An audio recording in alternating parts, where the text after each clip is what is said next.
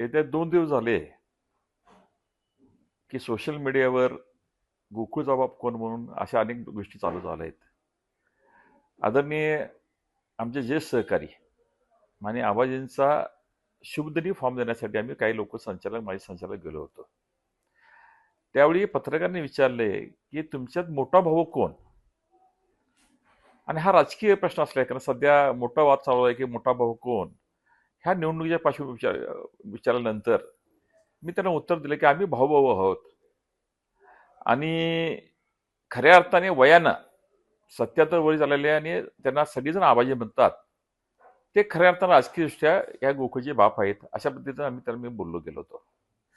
ह्याचा विपर्यास वेगळ्या पद्धतीने चालला की कुणाची तर तुलना कुणाच्या ज्येष्ठ नेत्याच्यावर चालू केली. स्वर्गीय आनंदराव पाटील सोयकरांनी हा सण फार मोठा केला आहे. अतिशय कष्टातून ते गेलेले आहेत. त्यांची तुलना करणे ह्या गोष्टी आमच्या काही उद्देशच नसताना त्यांची जोड आबाजी त्यांची ते जोडल्यानंतर अनेक विपर्यास निघाले, अनेक कॉमेंट निगेटिव्ह यायला चालू झाले.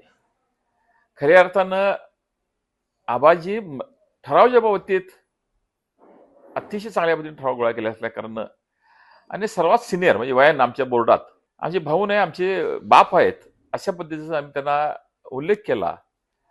आणि त्यामुळं कुणाचा अनादर करणे, आदरणीय स्वर्गीय साहेबांच्या मुलग्याचं जेव्हा नाव आलं, मी चेअरमन असताना तेव्हा मी राजीनामा दिला होता अजित नरकेंच्या घरी, मी तिथेही उल्लेख केलेला आहे.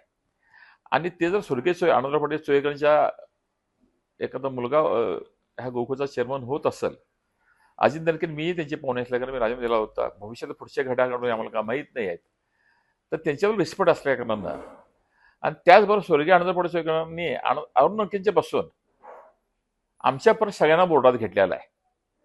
त्यामुळे त्यांचा आनंद करण्याचा विषय आबाजीला पण त्यांनीच घेतलेला आहे. त्यामुळे त्यांचा आनंद करणे हा उद्देश नाही आहे. कृपया गैरसमज फिरण्याशीनं एखाद्या व्यक्तीचं अद्वित्व ऐकून घ्या, असलेल्या व्यक्तीचं कुठं तर जबाब जोडायचं अशा पद्धतीचे हे चुकीचं आहे. निवडणुकीच्या प्रक्रियात ठराव गळ्यात ऐकून घ्या, अतिशय चांगल्या पद्धतीने केल्यानंतर आणि आबाजींना ज्येष्ठत्व असल्या कारण 77 वय त्यांचं चालू आहे.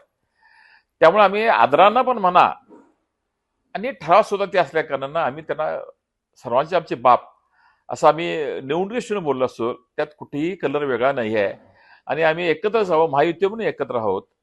त्या कुणी काही म्हणतं असलं तर महायुतीवर आम्ही भूमिका पुढे जाणार असल्या कारणानं त्यात कुठेही गैरसमज करा, कोणाला मोठा करणे, आम्ही भाऊ आहे ऐकून घ्या, आमच्या जे ज्येष्ठ आहेत त्यांना आम्ही मान दिला. त्यामुळे कुठेही कृपया ह्याचा गैरसमज करू नये आणि ह्या विषयाला पूर्णविराम द्यावा. आणि बोलायचं झालं तर खऱ्या अर्थानं कोल्हापूर जिल्ह्याचे हजारो दूध उत्पादकच हे खऱ्या अर्थाने गोकुळची मायबाप आहेत. हे वस्तुस्थिती जरी असली तर ते ह्याला कुठे विपरास करू नये.